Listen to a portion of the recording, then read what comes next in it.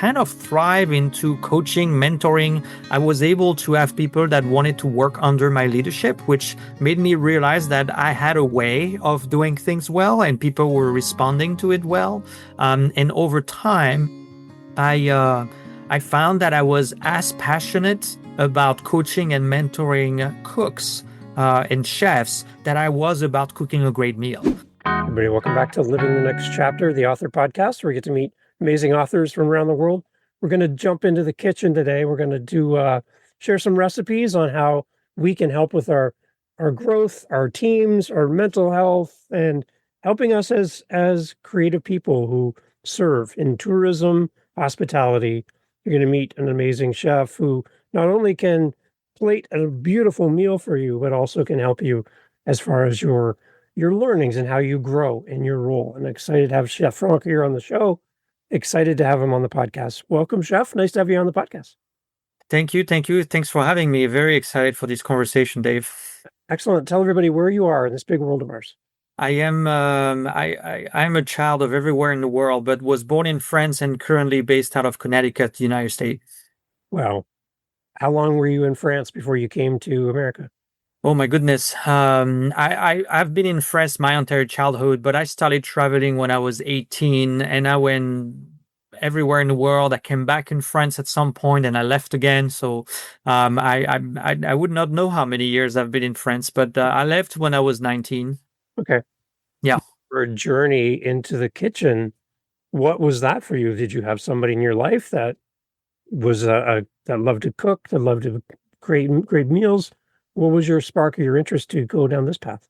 The initial inspiration was really both my parents. They were both amazing cook and both very different cook. I mean, you growing up in France, it's kind of a given that you have to know how to cook.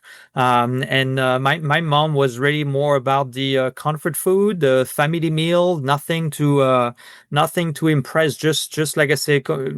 The flavors of every day that were just very well executed for the family. And my dad was in a military career and decided to, he was just cooking, picking up recipes during holidays, but he was more into trying to impress. He was doing a lot of beautiful art on the plate and trying to play with the rich product that you could have access to. So both very different cook, but both kind of taught me different way that you can get people around a meal. Wow. Where did you go to learn more about becoming a chef in your journey? What kind of education background do you have? I've got the equivalent in US of a bachelor degree in culinary arts. So it was about 4 years, 2 years in culinary art. Then after I went to the next certification as just kind of a bachelor degree. I went on apprenticeship. So I took a route in France. The apprenticeship require for you to have, you go into an employer. So you work into a restaurant. You just go to school 1 week a month. So you're technically working every day. And so I started that. I was barely 15. Now you're a girl dad. Congratulations. Yes, I am. What does it feel like for you to be the parent now, remembering what it was like to watch your family around mealtime? What are you bringing into your home life now as a girl dad? Wow, that is such a great question. I've got 2 girls, 4.5 and about 19 months. Yes. So very young, but my 4.5 is, she's curious by nature and I love people that are curious by nature. She just wants to know, just this week, just making her a meal. She went taking a little, step stool and then coming and just wanted to stir in a pot. Something as simple as that, but very curious, asking a lot of questions. And, she's, they both, my kids are very foodie. It was important for me and my wife that they are both understanding flavors. We love to travel. We love to try new things. And I rarely makes a different meal for them. If my wife say, I want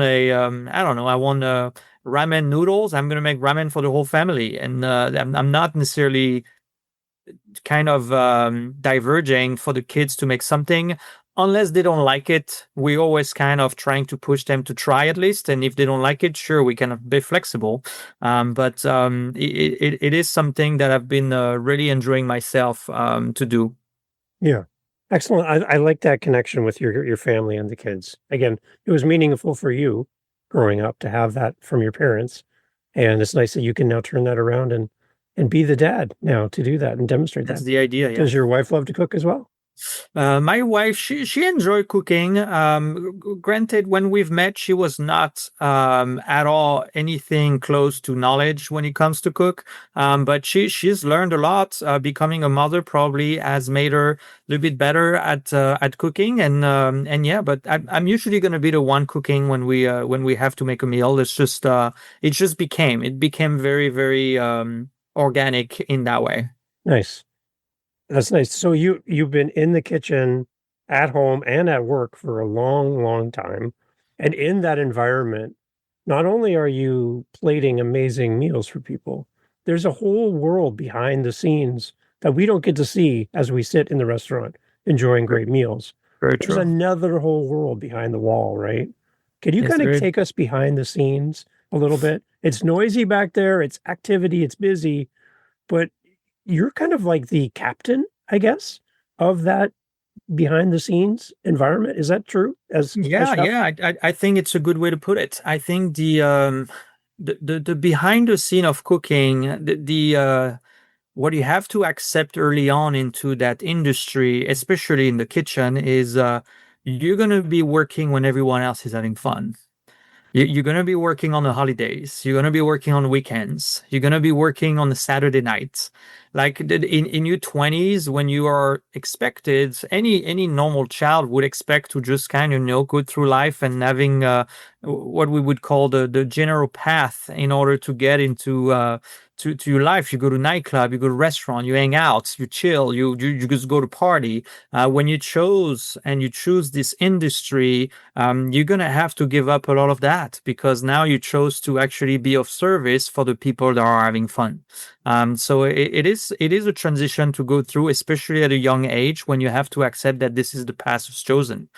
So yeah, I mean it's a lot of hours. There's possible burnouts. There's exhaustion. There is pressure. After it really depends the world you want to go to. If you want to go in the world of fast food, you want to go into the world of just traditional restaurants, or you want to go into luxury, into Michelin-star rated restaurant. They all have something to offer with their own set of adversities that comes your way. But as long as you find fulfillment into the avenue you've chosen, then you should be able to thrive. Do you think those reality TV cooking shows are a realistic take on what's happening behind the scenes in the kitchen, or are they kind of glamorized a little bit for us as viewers? And my wife I watches them all the time, just so you Of course, know. and you're referring to Food Network, not Yeah, necessarily like yeah. yeah. So the I I think they're trying their best to picture what can be and what has been. I rarely attracted to watching these shows because I know too well what's happening behind the scene. And sure, there's a little bit of a drama, and in order of a way to captive the audience and captivate the audience, and so yeah, it's a little bit glamorized, I would say. But after they're entertaining, and sometimes you just have to look at as is. Yeah. Is there another chef that you would love to spend the day with, just to soak up what they do? You admire them as a fellow chef. Is there somebody that you really look up to? Wow, there's quite a few. There's quite a few that I would want to. If I were to stay within the United States, I would love to spend a day with Gordon Ramsay, spend a day with Daniel Boulud, Dominique Cran. Those are chefs that are they're just doing amazing things these days. They became a brand on their own. Right. And yeah, I mean, I kind of coming out of the kitchen a little bit. I'm not saying they're never in the kitchen, but I'm sure with the life that they have now, they're not necessarily as often in the kitchen as people would think. And I think just spending the day and soak up the mindset and just kind of what make them thrive, what make them move throughout the day and the year, and the decision they're making and the opportunities that comes their way. How do you balance quality with the multitasking aspect of running a kitchen? Oh my goodness. I would say a lot of it comes from practice, which is why chefs are spending a lot of time in their kitchen. Practice and to the point when you create muscle memory. So a lot of it becomes doing it over and over and over and over and never really getting satisfied with the result because something did not go quite right. So it's really to a point when you just go at it, and you get to a point when you're capable of, with muscle memory, to be able to cook some scrambled eggs while there's a sauce reducing, and then at the same time you have something in the oven on a timer, and then you pay attention to the cook next door that is cooking and prepping for the dinner. So you just end up really getting immersed into that world when you don't really have any other distraction. You're just so focused all the time, which makes at the end of the day a very tiring and exhausting day when you've been kind of paying attention to absolutely everything and make sure that not anything goes on the sideways. So it is very something that you have to with time, only with patience, you will be able to get some close to master. What are some of the important rules that you have for your kitchen, for your team? Imp- Important rules. It's okay to make a mistake, but own up to it. And then move on. We live in a world in the kitchen when mistake will happen. It is, like I say, it's a very demanding industry, and you will make mistake, and mistake are part of the growth. There's something you have to learn from. They're the lesson of the day, and then and you just kind of move on. I'm also someone that loves seeing in people a right attitude, someone that wants to be part of the team, someone that wants to help moving the needle with the team, someone that comes with a bad attitude, someone that does not respect the rest of the team by coming late, with not really any excuse. There are usually some stuff that's going to make it. You're going to have to fall into the accountability, because I think it is disrespectful when you come late and everybody else did come on time. So there's a lot of those. Some people would say antiquated rules, but they are rules that works. They are rules that when you work in an environment like this, you have to have a set of rules that makes it want to be part of it. Everyone loves some good structures. And so when you have structure in your environment, then it becomes easier to thrive because the expectations are the same for everybody. I'm a musician, and when we work in writing music, performing music, we want to have people that we want to be around. There might be the most amazing musician who's super talented, but they're terrible with personality. Like they don't get along in a group. You don't want to be in a vehicle with them for a long trip because it's not going to end well. But I'd much rather have somebody in my music world who is willing to learn, who's a good human being. You want to be around them. You want friendship with them. You want Coachable. companionship, even if their skills aren't like the top. There's still Absolutely. room for them to develop, right?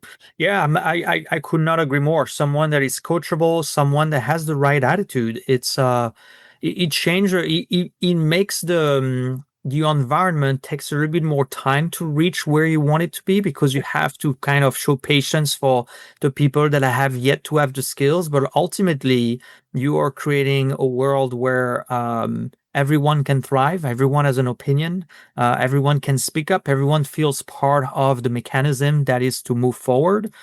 So yeah, I'm a huge advocate of promoting from within the right people, as long as you continue the mentorship and the coaching of these people. Promoting for the sake of promoting, you just check a box, but you're not necessarily doing the work that you expected to do as a leader.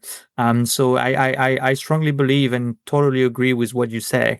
It is much better to be surrounded with like-minded people that wants to thrive in the right direction than having someone overly talented that doesn't want to be part of the team. How do you demonstrate the proper way from your perspective on how to deal with stress in a busy environment like a kitchen? By accepting it. I think accepting that the job can be stressful, after it's finding out the right balance, and is having to sit down. You know, I've had cooks that were coming into my office years ago, just like as chef, this is way too stressful. Like, I don't know if I can do it. And they say, okay, well, what is stressful about it? What is it? Is it the service that is stressful? Is it the prep that is stressful? Is it being short staffed that is stressful? Is it the front of the house staff and the demand? Is it the guest expectation? What is it that actually triggered the stress? And then based on that, from the answer you're giving, you're trying to say, okay, well, what if I'm, you know what, you're stressed about service? What if I put you on prep? You don't necessarily have to deal with service. You're just helping me getting prep done and production. So we find another avenue, and you know he has the right attitude. You know he gets along very well with the team, and he has value to bring into the overall team. So let's just trying to listen to what they have to say, and then move them into a spot that make them feel a little bit more valued or a little bit more helpful. And then you check on them every so often. Just say, hey, how is it going? Like, how's the stress level? Are you ready to go back behind the line? I think you've done the work and you've done all this. So maybe, and then you just kind of patiently waiting for them to be into the right spot in their mind to say, you know what, chef, I'm ready to go behind the line again. I say, okay, a year passed by. I'm sure you're ready. Let's give it a try. And then you go and give it a try, and you accompany them into getting into that point. So you really have to listen. We all have stress trigger. I have stress triggered. Yeah. And as long as someone's going to pay attention to what they are and modifying it to your liking, that's what's going to create a level of loyalty that it's hard to find these days. So before we talk about your new book, the Yep. question, when I am I'm at your restaurant, I'm enjoying my meal, I call my server over, they ask everything is okay, and I say, please give my compliments to the chef. Do those compliments actually make their way back to you? I would say 95% of the time they are. Okay, good. 95% of the time they will say, hey, table 83, the gentleman has just said that his meal was amazing. It's always still good, but I would say 95% of the time, unless the server is in the middle of 6 orders and is completely in the weeds, he will probably mention it at the end of service. But I would say 95% of the time he comes back to the kitchen, yes. Okay, so everyone listening, the next time you're sitting at the table and they ask you how everything is, there's your opportunity. Send that praise back to the kitchen. Yes, of course. I love it. Let's talk about your new book. I'm excited about this, coming out soon. Relentless Growth. It sounds like an amazing book.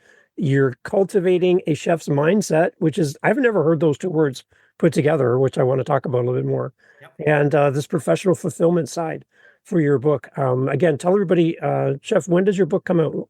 When is it available? The book is coming out on October 14 of 2025. So we're about 30 days away, which is very, very close. It's exciting. The original idea for writing a book, like this is a totally different thing than what you would do in the kitchen. Where did the idea come up for you to say, you know what, I want to put my words into a book? Yeah, I think it's a very long answer, but I'm going to try to make it as efficient as possible. I've thrived into the kitchen in the world of Michelin-starred rated restaurant and luxury hotels and resort across the world, and I've always been able, as a leader, to really kind of thrive into coaching, mentoring. I was able to have people that wanted to work under my leadership, which made me realize that I had a way of doing things well, and people were responding to it well. And over time, I found that I was as passionate about coaching and mentoring cooks and chefs that I was about cooking a great meal. The passion, it was just like making me feel super energized and super pumped up. And so during the pandemic in 2019-20, as we were gearing up to that, I've certified myself to be a coach, speaker, and trainer from the John Maxwell certification program. Nice. And based on that, when I finished my study and I got certified, I opened my company called Incrementum. And as I kind of moved on and continued this path of while I was slightly becoming an entrepreneur, I was also in the world of the industry of hospitality. I realized that my philosophy, I needed to find a way to put it on the bigger platform. I just, like I said, people are responding well to it, and I just say maybe there is something to do here. I've always had a ton of fuzzy ideas in my head about one day writing a book, but never felt the level of readiness that I needed to have. And you kind of question yourself. It's like, oh, I have an idea, and it's like, okay, well, is this idea can do 250 pages, or is this just an idea? Or you have like 50 ideas, but how those 50 ideas can translate into a book that people is going to want to read. Mhm. And you kind of go and start this process with all those questions in mind, knowing that you're hopeful to have some answers. Now, what's been helping me in this process of this was I've never written a book before, and English is not my first language. Right. And so as I went through a process, I was vulnerable and enough to just say, you know what, I'm going to hire someone that's going to help me writing this book. And so I hired a book coach, and I've pitched my idea of doing this, and so we started the process, and that process was very, very long. I did not understand at the beginning the process. We were trying to write a blueprint of the entire book. So for 6 months, when I started getting a coach to the point that I started to write the first word of my book, I was just like, man, when am I going to start writing my book? I had told everybody I'm starting writing a book, Yeah. starting writing a book. Everyone is saying, so how is your book coming on? I say, I haven't started yet. And so I was just going into the blueprint, and the blueprint's broken down in so many aspects of what you're doing. But that was definitely kind of what made me feel so in love with the process onward. I only appreciated writing this blueprint when I started writing my book. That blueprint was not every part of it was exciting to do. When you go into data search, into trying to find your audience and why you have an audience and how you're going to pitch, marketing plan, competitive titles, you really go into all those steps. And then you're finding yourself only appreciating the process of blueprint when you start running the word. Because when you have a blockage, which you will have a blockage, Right. Yeah. when you have a blockage, you kind of go back into your table, your annotated table of content, and suddenly say, oh, yeah, I remember. This is where I'm going. And then boom, boom, boom, boom, boom. My book flow was amazing. It was just flowing. Sometimes I was staying until 2, 3 o'clock in the morning writing because the flow was there. And I was so afraid of going to sleep and losing it that I was just writing until I couldn't. So I had Yeah. nothing else to say. So it was definitely a process that I came to appreciate much after. I know that in all things foodie, presentation is really important as you present on the plate. How are you presenting this book? What is your hope as you present this book to the world? My hope is really to have the book into the right hands. I think I'm doing every step correctly in order to do it right. I've writing this book, doing the blueprint, and then after the intention that went into the cover, the interior design, the acknowledgement, finding the right person to do the forward, trying to find the brand awareness also in order to get the book the exposure that it deserves. And also there's the world of publishing that I tried. The traditional publishing, hybrid publishing was a world that was very eye-opening to me. I was not necessarily pleased and satisfied about what I found, but that's my experience. I just did not necessarily understand the process of publishing when you've got to put so much money up front for you on book that you spend time writing in order for someone to take a liking to publish it, and you don't even own the book at the end. And I'm just like, that's just completely upside out, inside out, and I just don't understand. And so all of this, I have been lucky enough over the past few years with my entrepreneurial journey to build a network. And my wife was actually the one that pushed me in to say, Franck, you do have a very solid network. Yes. Tap on that network. I was probably a little bit more underestimating the network that I had. But ever since I've been in this process of promoting that book now, I'm seeing the response. I'm seeing people that are excited about it. So as usual, your wife is usually correct about things. Yeah. And I'd so agree with at this that. I'd point, agree. I Yeah. followed a lead on this. I Good. went on it, and so it's been an eye opening, but very very excited to get it out very soon. Nice.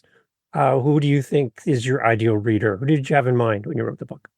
I've broken down in mind actually as I was doing my blueprint. My first audience is really student of hospitality. And when we say student of hospitality, I am still a student of hospitality. This is a world you never stop learning. Right. But I would say in mine was really the next generation of leaders. It's the people that are currently in the Culinary Institute of America. It's people that are currently in apprenticeship, people that are entering the world of hospitality because they found passion or they're just curious about it.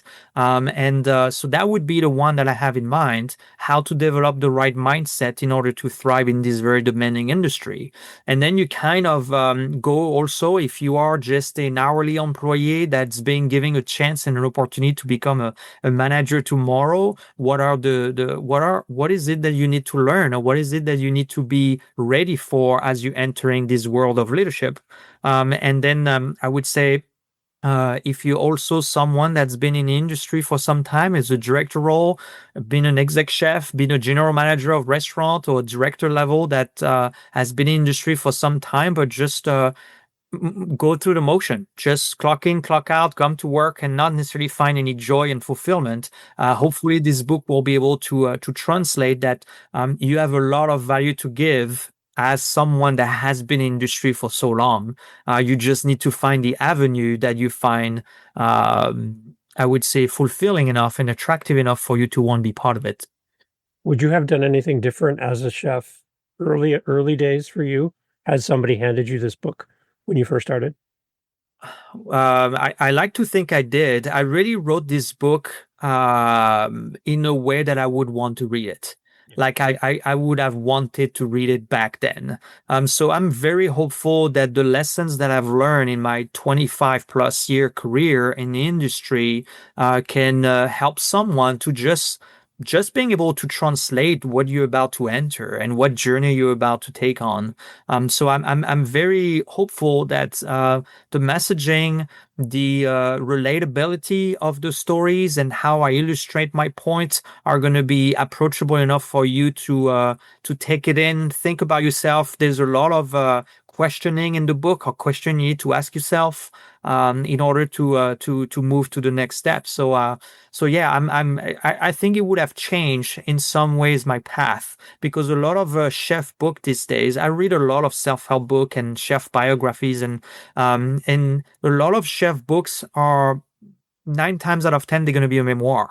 They're going to be their story, but they're not necessarily practical ideas or practical guidance for you to extract from it in order to apply to your own life. You just wish you were like these people, but you don't necessarily have the blueprint in order to know what step you need to take. So I try to take that approach. Is really to give them a blueprint in order to thrive in this industry. You see a difference between continuous improvement and relentless growth at all?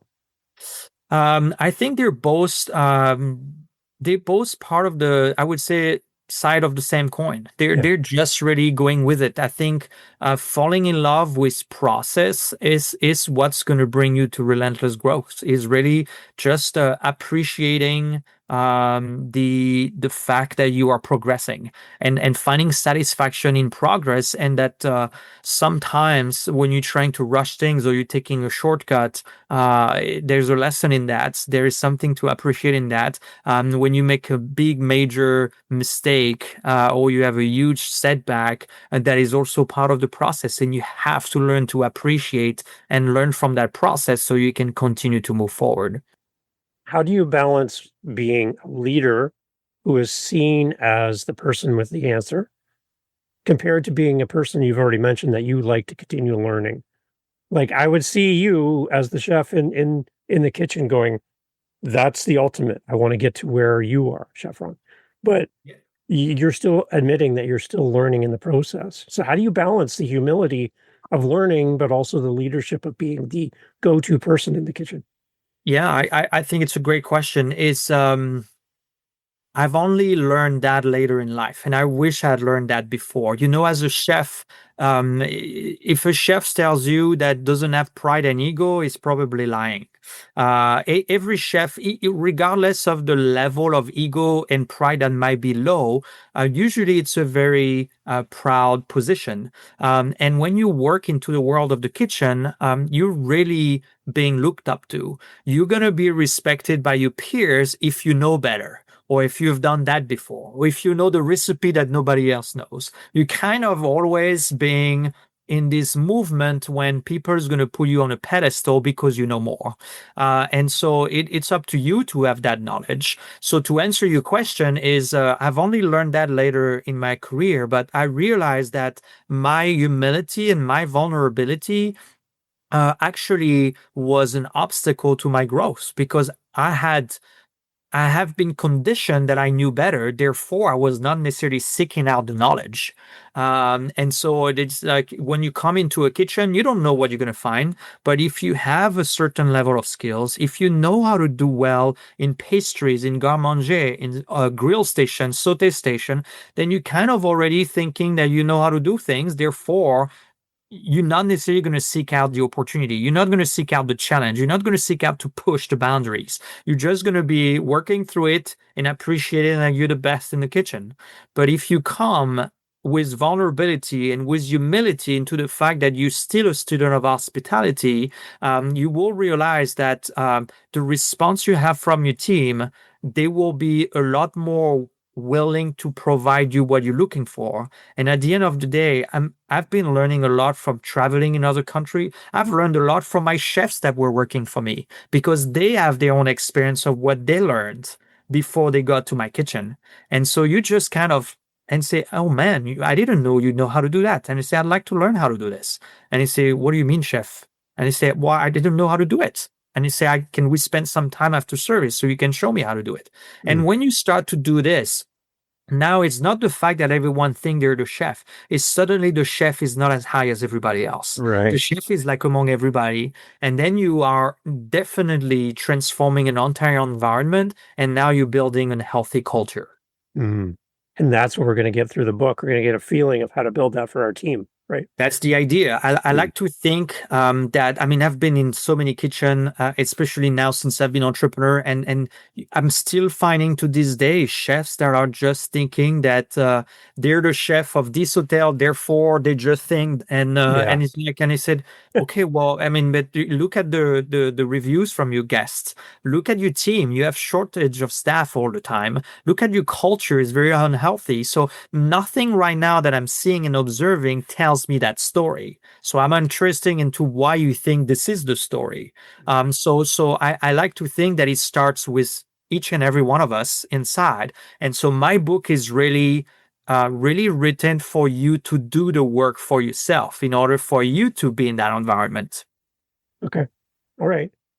What I love is the balancing of the confidence with the willingness to admit that you need to learn and make mistakes and learn from your mistakes. You talked about that at the beginning from an employee's perspective. You make a mistake, just let's move on. Let's figure out how we can grow from there. I like the balance of the confidence side though too, right? That you do have the education, you do have the background to speak with Mhm. authority, lead a team. That's to be recognized, but you're still willing to learn. I think that's a great healthy balance for any leader, whatever you're It doing. is. It certainly is. It's funny because there's a misconception in a kitchen when you're a chef that does not necessarily have that confidence and I mean that vulnerability and humility, they're gonna feel from their team that they're respected. They're gonna feel like they're being listened to, but they're not necessarily leading from what we would call leading from the heart. They're leading by fear. There's also people will in the world of the kitchen, like the very world of military, they will respect the title. They will always respect the experience that you brought on the table, but that doesn't mean they're respecting the man or the woman behind the coat. And in order to do that, you've got to be able to get your human side out of this. You have to show vulnerability. You have to show approachability. Even though you're the chef and you command your kitchen in order to go through a hard service on a Saturday night, you have to be able to pull that hat on the side, and at the end of service is going and giving a little tap on the back for every single cooks, or giving a little shake hand and say, hey, thank you for pulling this off today. It was a tough one, but we made it happen. Just doing these little things daily, not just because you're being asked to do, but because you want to do it, will definitely show a human side of a chef that makes it more like you want to work for that chef. When we bring a new member on our team, there's that initial period of time when we're trying to see their skill set, see how they fit in within a team environment. For you as a chef, what are some of the key things you're looking at when maybe you have a junior chef coming on to learn on your team? What are some of the key things that you're watching for to see if this is a good fit for your team? Yeah, I think there's two ways to look at it. One is what I'm going to be looking for in the team based on, if I'm the exec chef and you have an exec sous chef, a chef de cuisine, sous chefs, like you have your leadership team, I'm going to look into attitude a lot. And I'm going to look into how they get along with the rest of the team. As a manager, the team that I have, they're my toolbox. It's like you coming as a cook, you need to make sure you have you knife to cook the meat, to cut the meat, one to do the fish, one to do the vegetable, like you Right. have your toolbox. When you become an exec chef, you surround yourself with the best toolbox there is. And so they're going to be each person. So if I'm promoting Jack and say, okay, Jack, actually, this is the strengths that he has, this is the knowledge that he had, is going to fit perfectly well with the team. You think that way. Now, there's also the fact is, because like I say, we're living in a world of pride and ego in chefs. I grew up and trained in kitchen when my direct supervisor, my sous chef, and I was just a cook.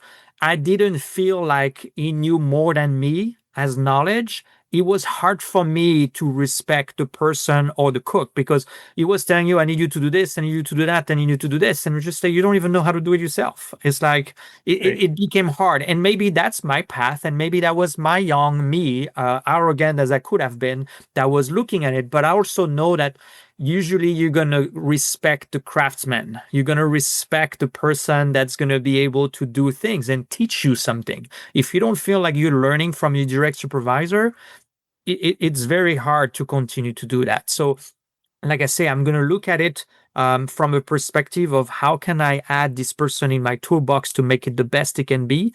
But at the same time, I'm going to say, how does it fit in with the rest of the team? Does this person has enough knowledge to command respect with the rest of the team and influence change? Because at that point, I cannot be everywhere. When you have an hotel and you have 8 outlets, 8 restaurants, and you're making $20 million, you have to depend on these people to be left unsupervised, but still running the show like you were here. And in order to do that, you just have to make the right choice about who you hire from your point of view, but from the staff point of view. Is it difficult for you in your role to see someone doing something, maybe struggling, and you just want to jump in and do it for them? Like how do you keep yourself separate so they can learn, so they can do it for themselves? I've been one of the lucky one that I've never felt like I needed to jump in order to save the day. Yeah. That's someone that's gonna Good. have a little bit of that complex that's gonna want to come across like I'm coming to save the day.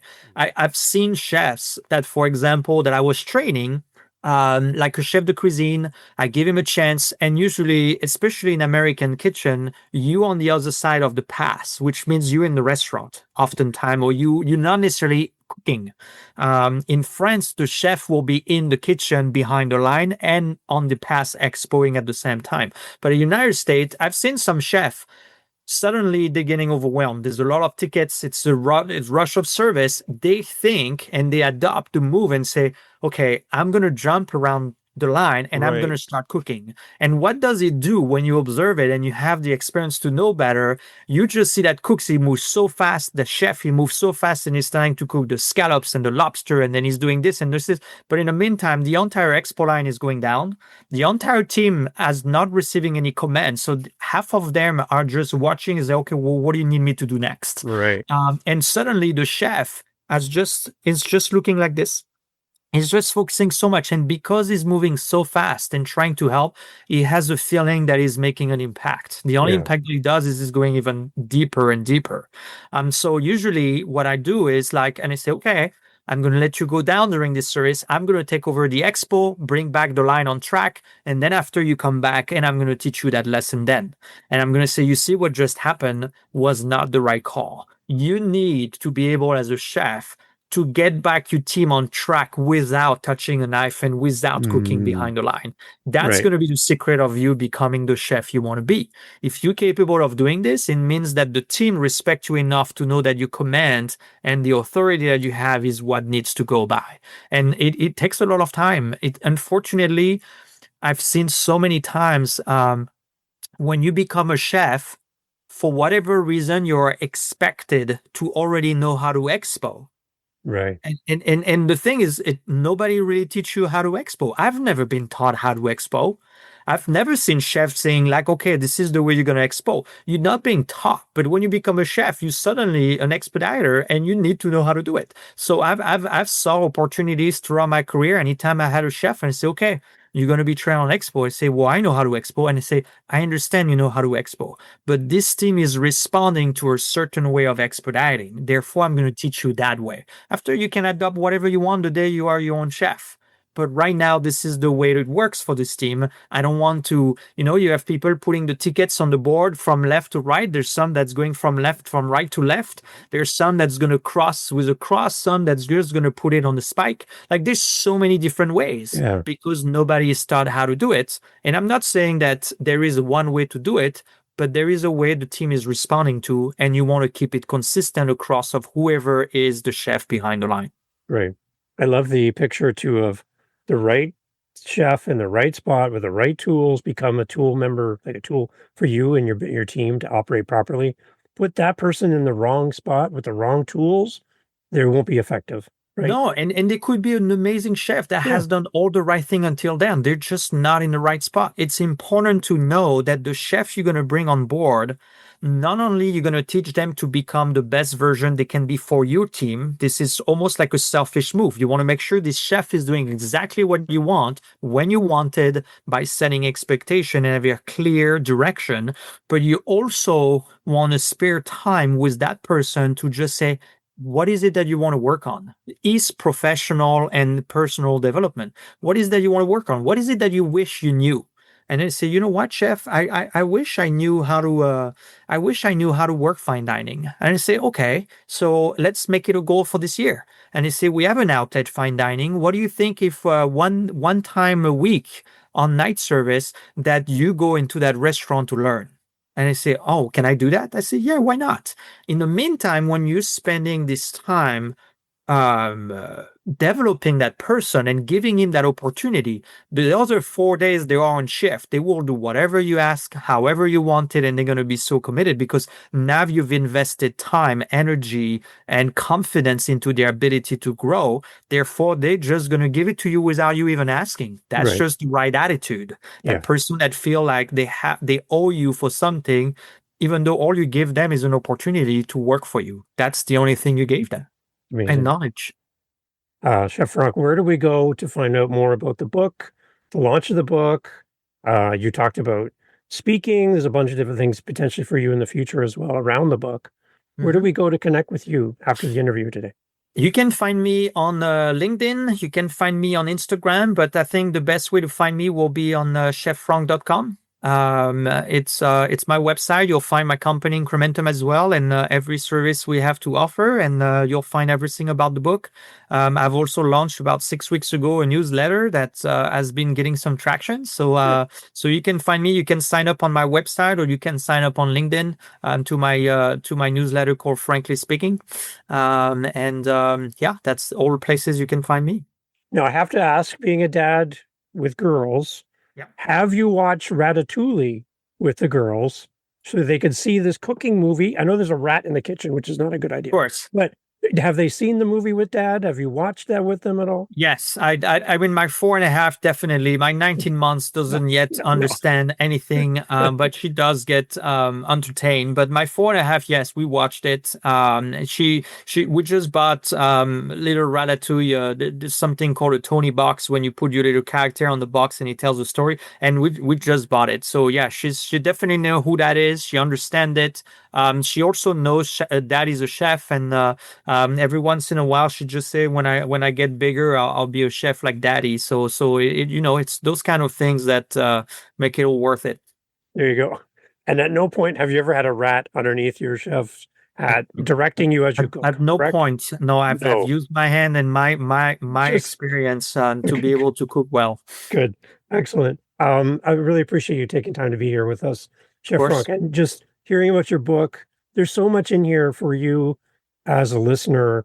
If you're in a similar role for like Chef Franck, you're leading teams within hospitality, so much there. But even if outside of hospitality, if you're leading a team anywhere, there's a lot of great information in here that you can bring with you to work, develop your team, get that growth mindset developed for your group. I think it's something that you can really benefit from by grabbing a copy of this book. I would encourage everyone listening to, when you buy Chef Franck's book, to leave a great review as well. We love Yeah, reviews on our meals. We love to send our compliments to the chef when we're in the dining room, but let's also leave our compliments for the chef as far as our reviews wherever you buy the book, so that Chef appreciate Franck that. can see it and other people can read it as well. Thank you, Dave, for having me. It was awesome conversation. Excellent. Great to have you on the show. Everybody, all the links, as always, in the show notes. Again, support amazing authors like Chef Franck. And if you ever get the opportunity to sit in a dining space and enjoy a meal prepared by this amazing gentleman, please make it a priority. Chef Franck, thank you so much for being here. Thank you, Dave. Appreciate you. Hey, thank you so much again for pressing play. As you've heard, great guests on the show. And one thing you didn't hear in this conversation is what? What did you not hear? Think about it for a second. That's right. Not a single solitary commercial for a mattress or a supplement or a whatever you call it. No. Why? Because we don't want to break up the conversation with commercials. So the fact that you're still here means that you are a fan of the show, I'm assuming. So if you want to help to keep the podcast going and to make me feel really happy, all I really care about is coffee, okay? I just got to be honest. I love coffee. I'm drinking one right now. It's starting to get cold. I need to warm it up. Helping us with our Buy Me a Coffee link over at livingthenextchapter.com and also in the show notes helps kind of keep the lights on around here. Remember, I'm doing this for free. I'm paying for everything. So I would love to have a little coffee donation, even $5 kind of fills up my cup. And I would love to enjoy a coffee from you. So if you're interested, again, thank you for listening. But you can use our Buy Me a Coffee link and fill up the cup. Thanks for being here.